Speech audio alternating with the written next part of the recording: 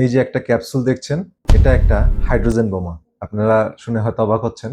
পার্থক্য একটাই, মানে হাইড্রোজেন বোমার মতো কাজ করে পেটের ভিতর। তো কথাটা আমি বলিনি, বলেছেন আমেরিকার হৃদরোগ বিশেষজ্ঞ ডক্টর উইলিয়াম ডেভিস তার বেস্ট সেলার বই সুপার গাটে। তার ভাষায়, antibiotics R like a hydrogen bomb set of in the GI tract. কেন এত কঠিন কথা তিনি বলেছেন? মানে একটা মাত্র কোর্স অ্যান্টিবায়োটিক আপনার পেটের ভিতরের একটা পুরো জগৎ ধ্বংস করে দিতে পারে।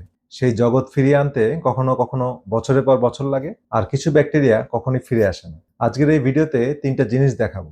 প্রথমে, অ্যান্টিবায়োটিক আসলে কি করে, দ্বিতীয়ত কেন এটা এত বিপজ্জনক, আর শেষে যদি নিতেই হয় কিভাবে ক্ষতি কমানো যায়। শেষ পর্যন্ত থাকুন, কারণ তৃতীয় অংশটা সবচেয়ে গুরুত্বপূর্ণ। প্রথমে আমরা জানবো যে আমাদের পেটের ভিতরে আসলে কি হয়। তো আপনার আমার পেটের ভিতরে প্রায় 100 ট্রিলিয়ন ব্যাকটেরিয়া বসবাস করে। এদের বেশিরভাগই বন্ধু। এরা আমাদের খাবার হজমে সাহায্য করে, ভিটামিন বি 12 এবং কে তৈরি করতে সাহায্য করে, রোগ প্রতিরোধ ক্ষমতা গড়ে তোলে, এমনকি মেজাজ ভালো রাখার সেরোটোনিন হরমোন এটাও তৈরি করতে সাহায্য করে। এখন কল্পনা করুন, আপনার গলায় একটু ব্যথা, ডাক্তার একটা সাধারণ অ্যান্টিবায়োটিক দিলেন, ওটা গলায় গিয়ে নির্দিষ্ট জীবাণু মেরে ফেললো। কিন্তু মুশকিল হলো, ওষুধ তো বেছে বেছে কাজ করে না, এটা পেটে পৌঁছে কোটি কোটি বন্ধু ব্যাকটেরিয়াকেও মেরে ফেললো। ফলাফল কি হলো?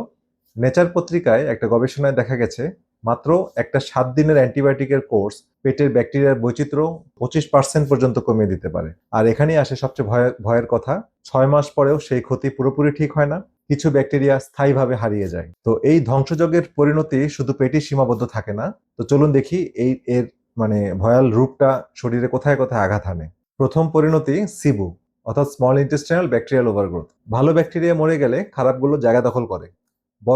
বড় অন্ত্রে বা বৃহদান্ত্রের ব্যাকটেরিয়া উঠে আসে ছোট অন্ত্রে বা ক্ষুদ্রান্ত্রে। তো এটাকে বলে সিবু বা স্মল ইন্টেস্টাইনাল ব্যাকটেরিয়াল ওভারগ্রোথ। ফলাফল, গ্যাস, পেট ফাঁপা, ডায়রিয়া, ব্রেইন ফগ, ক্লান্তি। দ্বিতীয় যে পরিণতি সেটা হচ্ছে অস্বাভাবিক ছত্রাকের আক্রমণ। তো বন্ধু ব্যাকটেরিয়াগুলো ছত্রাককে নিয়ন্ত্রণে রাখে। তারা মরে গেলে ক্যান্ডিডার মতো ছত্রাক বাড়তে শুরু করে। মুখে ঘা, ত্বকে চুলকানি, যৌনাঙ্গে সংক্রমণ, এমনকি মিষ্টি খাওয়ার প্রতি অস্বাভাবিক আকর্ষণ সবই এই ছত্রাক বৃদ্ধির লক্ষণ।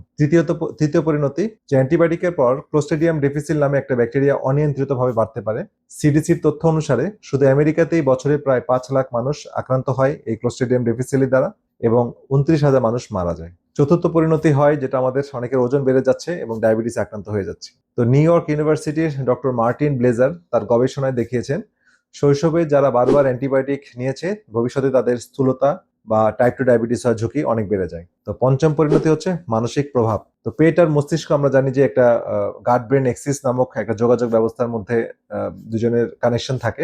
তো ব্যাকটেরিয়া ভারসাম্য নষ্ট হলে আমাদের উদ্বেগ, উৎকণ্ঠা, টেনশন, বিষণ্ণতা এগুলো গ্রাস করে। তো একটা দরকারি কথা এখন বলে নিচ্ছি, সেটা হচ্ছে, আমি বলছি না যে অ্যান্টিবায়োটিক খারাপ জিনিস। নিউমোনিয়া, টাইফয়েড, সেপসিস, মেনিনজাইটিস এই ধরনের রোগে অ্যান্টিবায়োটিক অবশ্যই জীবন বাঁচায় এবং অ্যান্টিবায়োটিক প্রয়োজন। তো অ্যান্টিবায়োটিক আবিষ্কার মানুষের ইতিহাসের, চিকিৎসার ইতিহাসের একটা অন্যতম বড় আবিষ্কার। সমস্যা অ্যান্টিবায়োটিকে না, সমস্যা হচ্ছে এর অপব্যবহারে। তো ডাব্লিউএইচও তথ্য অনুসারে পৃথিবীতে যত অ্যান্টিবায়োটিক ব্যবহার হয় তার 50%ই ব্যবহার হয় অপ্রয়োজনে। এটা ডাব্লিউএইচওর কথা, খুবই গুরুত্বপূর্ণ। বেশিরভাগ সর্দি, কাশি, গলা ব্যথা, ভাইরাস, জ্বর এগুলো অ্যান্টিবায়োটিকের কোনো প্রয়োজন নেই।